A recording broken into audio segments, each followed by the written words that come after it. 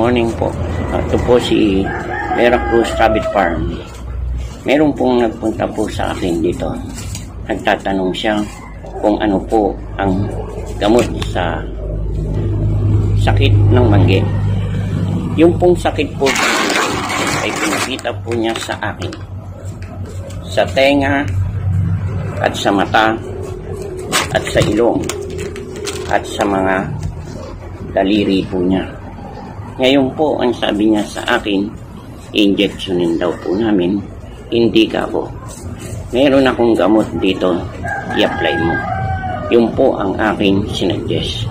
Dahil may ginamit po siya na langis at yung ating herbal na para po sa kate ng ating mga hayop, yun po ang in-apply niya. Ngunit nagtatagal lang din po. At lagi daw po nababasa dahil lang po sa langis. Yung po naman ay pwede naman. Kaya lang medyo matagal. Kung marami tayong rabbit ay hindi po a-approve po ang ganong karami. Matatagalan po tayo. Pagkagaling po noon, pagdating sa dulo, meron na naman tayong gagamutin. Yung po ay aking sinuggest ng aking gamot na ito po. Ito po ang aking ginamit. Yan. Ito po ay ini-spray lang po. Pag ini-spray po natin dito, ito po sa tenga, sa mata, at sa ilong, at sa paa. Pag yan po ay na-spray po natin, ay iyan po ay patutuyuin po natin kahit saglit lang po. Pagkatapos pong natuyo po yan, ito po ang ating yano. Ito pong ating gamot na cream.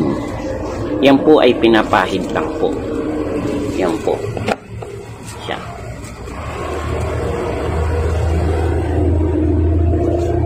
Pinapahid lang po yan.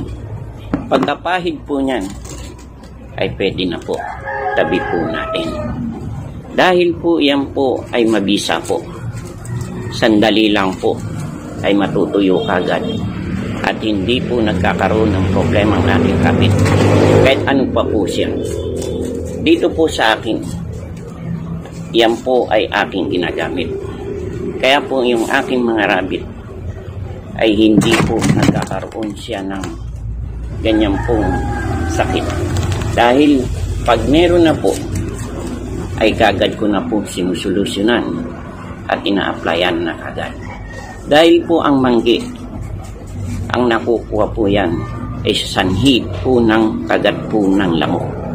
Yan po ay pag nakagat po ng lamok ang ating rabbit, ay lagi po niyang kukuskusin hanggang sa magkaroon po ng sugat o gasgas na ang kanyang sa balat.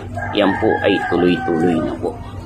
Doon naman po sa paa, meron po ako na counter na isang kababayan, yung kanya pong kulungan ng rabbit, yung pong ginagamit po sa asong meron pong pangilalim.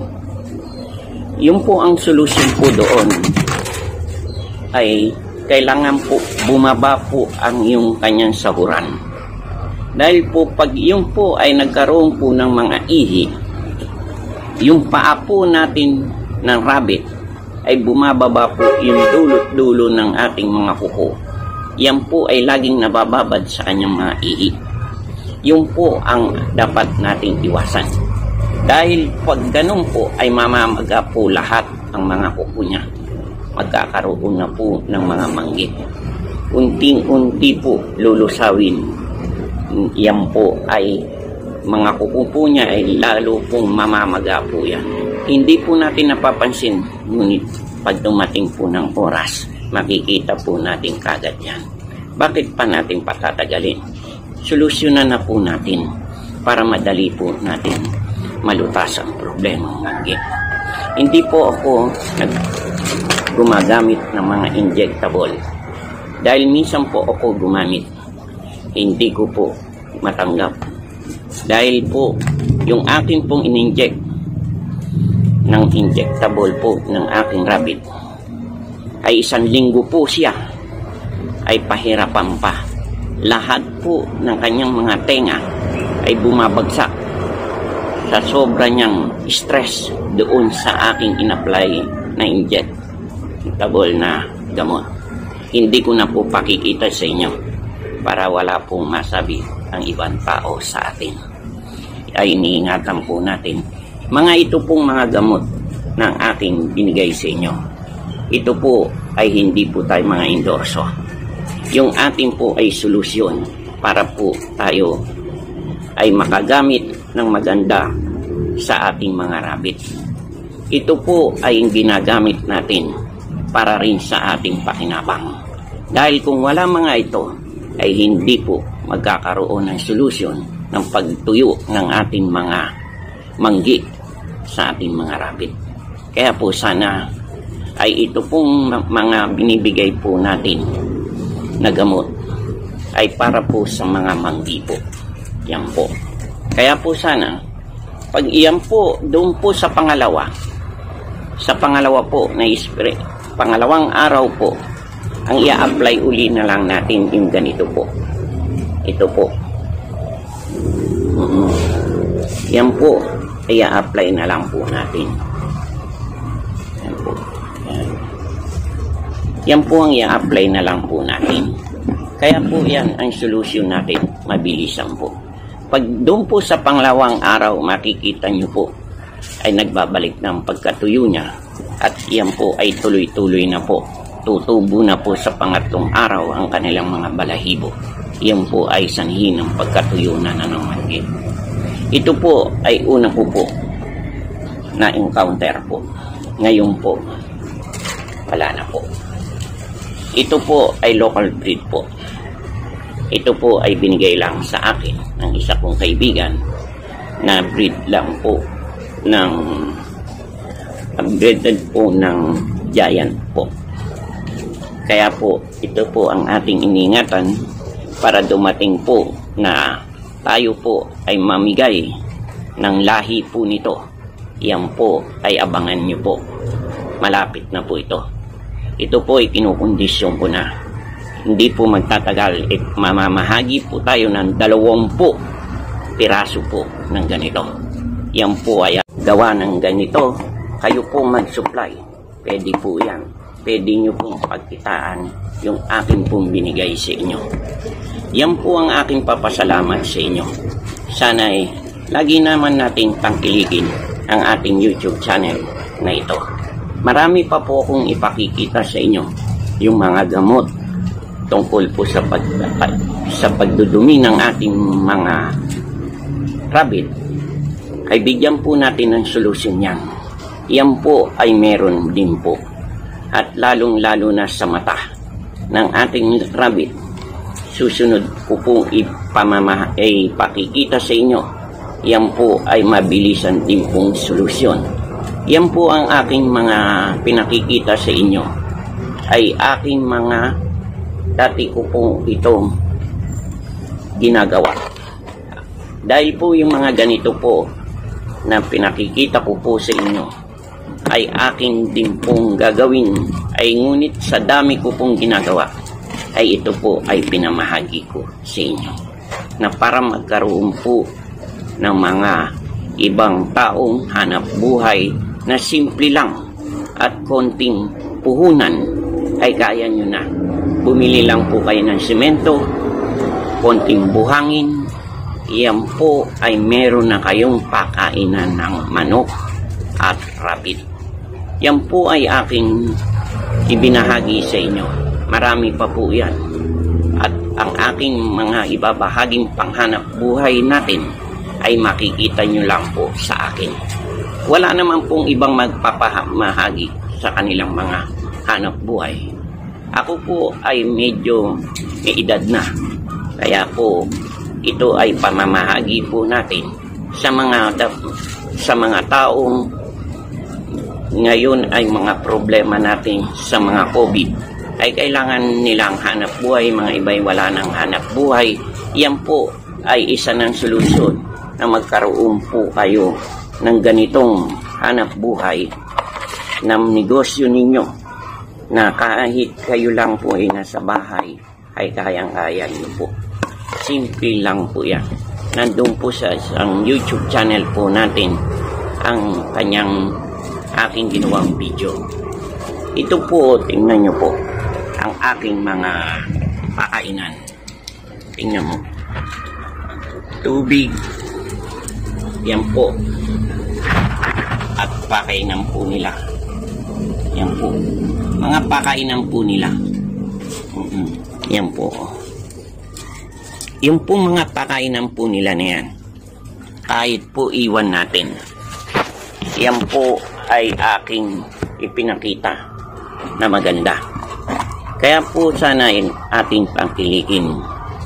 At ito pong mga branch ng ating mga gamot, hindi po tayo mga endorso nila.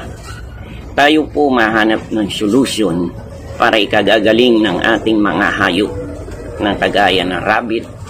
Ito po ay aking hiningi sa isang kaibigan na binigyan po tayo ng solusyon na ipinakita ko po sa inyo. Ito po ay isa po siyang nagtatrabaho sa isang kumpanya. Ngunit hindi po siya nag-aano sa kumpanya dahil siya po ay dapat nating igalang. At hindi na po siya dapat anuhan natin para magpakita siya ay hindi na po nating ginawa. Yan po ay binigay niya po sa akin. Lahat ng solusyon ng mga sakit sa ating mga rabbit ay pakikita ko po. Yan po ang ating kaibigan. Malaking tiwala sa atin. Alam niyang ipamamahagi ko ang aking ginawa. Mga iba po hindi po may bibigay sa inyo. Ngunit ako po ibibigay ko po sa inyo lahat. Lalo na ito. Pagkatapos po ng ganito, pagka-spray po, pwede na po tayo. Mabilis po ang solusyon. Huwag na po tayong gumamit po ng langis. Sa dami po ng ating mga rabbit, baka hindi po kayanin ang ating sinasabing mga langis na herbal na yan. Baka po magkaroon na po ng problema ang ating mga rabbit ay hindi na po natin masusolusyonan. Ito po pang mabilisan, kailangan po natin agaran ng solusyon para po mapatuyo natin ang mga sakit nila. Dahil po ang kalaban natin ay mga lamok. Oras-oras po yan. Kakagat sa kanila. Kung araw-araw po kumakagat sa kanila, ay ating i-apply ay mga matagalan lang, ay lalo pong magkakaroon po ng problema ng ating rabbit. Solusyon po niyan, puro stress na po ang ating rabbit. Kaya po sana ito, tangkilikin nyo po. Subukan nyo po. Subukan nyo po ito. Subukan nyo lang po ito. Oo. Tsaka ito po. Ini-spray lang po ito. Konting-konti lang po. Pagka-spray nyo, tama na. Kuskusan nyo lang po ganyan. Pagka-kuskus po, pwede na po siya. Ito po ang aking binigay sa inyo. Mabilisan po na solusyon na hindi natin pinoproblema ang ating rabbit. Kung injectionin natin po, ay tayo po ay hindi natin alam kung ano po ang mangyayari sa ating rabbit. Ito po hindi. Pagkabigay po natin, alam natin na hindi makakapekto sa kanilang mga bituka at sa kanilang mga ulo na ating isasaksak. Iyan po ay hindi ipapahid lang po natin, i-sprayan lang po natin. Iyan po ay mabilisan na po. Sana itangkilikin nyo po ang aking channel. Lahat po na makikita nyo po dito sa channel ko, ipamamahagi ko po sa inyo. Lahat ng pong mga gamot na ibinigay po sa atin ay bibigay ko po sa inyong lahat. Marami pong salamat. Mag-like po kayo, mag-comment po, at magpindutin nyo lang po ang bell button natin dyan po. At iyan po ay lagi po kayo naka-update po. Yan po ay taos puso nagpapasalamat sa inyo na ako'y inyong matulungan, at ibabahagi ko naman sa inyo ang lahat naman ito ay para sa inyo. Marami po yan. Hintayin nyo po.